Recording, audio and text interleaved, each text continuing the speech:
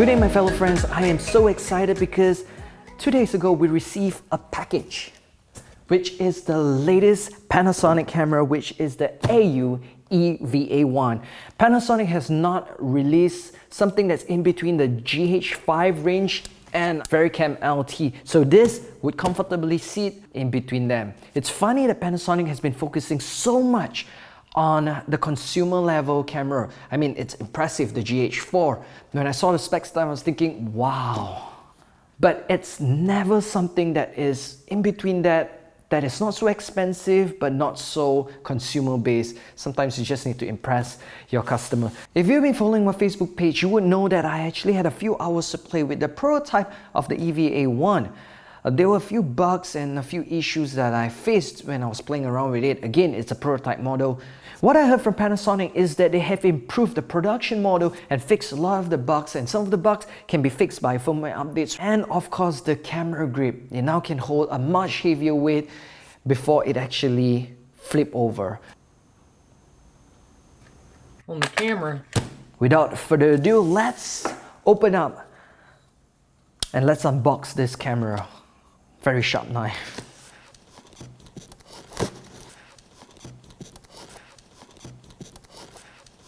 This camera boasts a 5.7K sensor. So basically what they do is 5.7K, they're going to downsize it to 4K. There is a lot of benefit of doing that. First of all, the image quality is going to be a lot better. It's going to be a lot sharper because a lot more detail is squeezed into a 4K. And of course, low light performance is dramatically improved. Let's open this up and see what it is. This is the warranty card that comes with it by Panasonic Malaysia.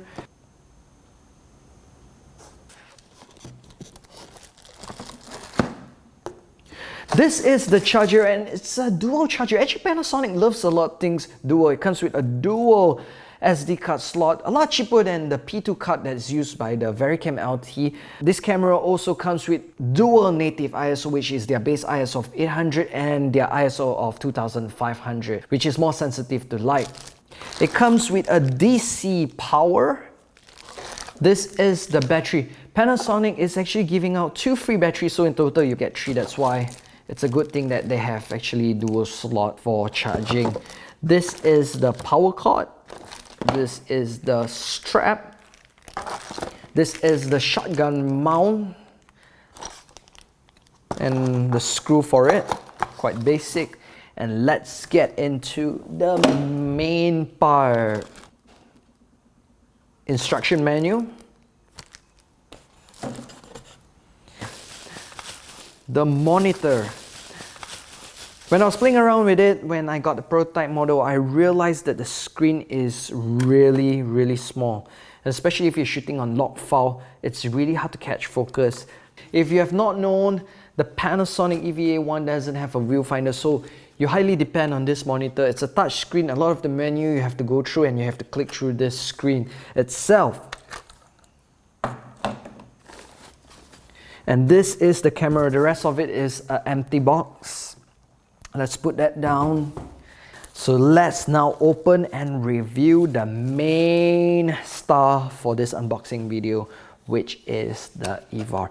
It's actually really very light, and hopefully the hand grip has been improved and it can hold a lot heavier weight. I hope the hand grip has improved. I've been shooting with the Canon C100, the C300. I love the joystick that's on the grip itself because I can change my ISO settings, I can change my white balance, I can change my shutter speed, especially when I have it on a shoulder rig and the grip is at the bottom. Quickly go through menu. This doesn't have it. It has a menu button, a record button, exit button, and this button is to adjust your f-stop. You actually can remove the handle of this camera and make it even smaller. This is fantastic to go on a gimbal.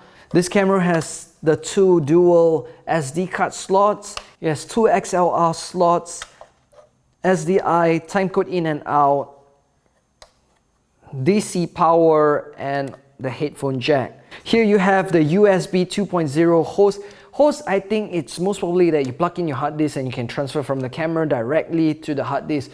The P2 could do that, the DVX200 can do that. I think this camera can do the same thing. But why 2.0? Why?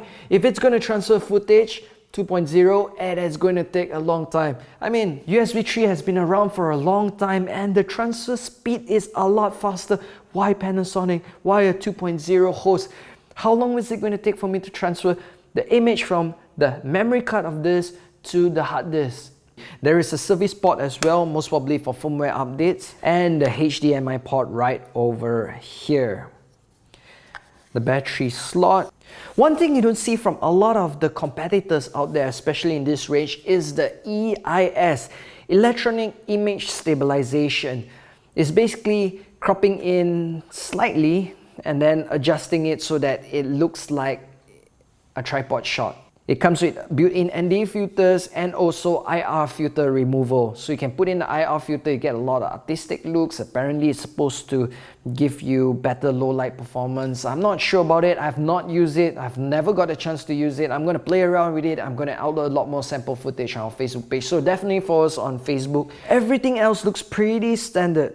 One nice feature that you see a lot on the Canon C-series cameras is this, for you to put a measuring tape and measure the distance and length so that it's easy for you to pull focus. So this is where the sensor would lie.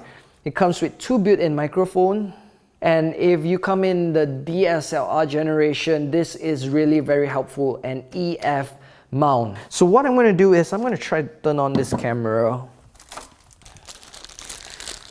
with the battery that is provided.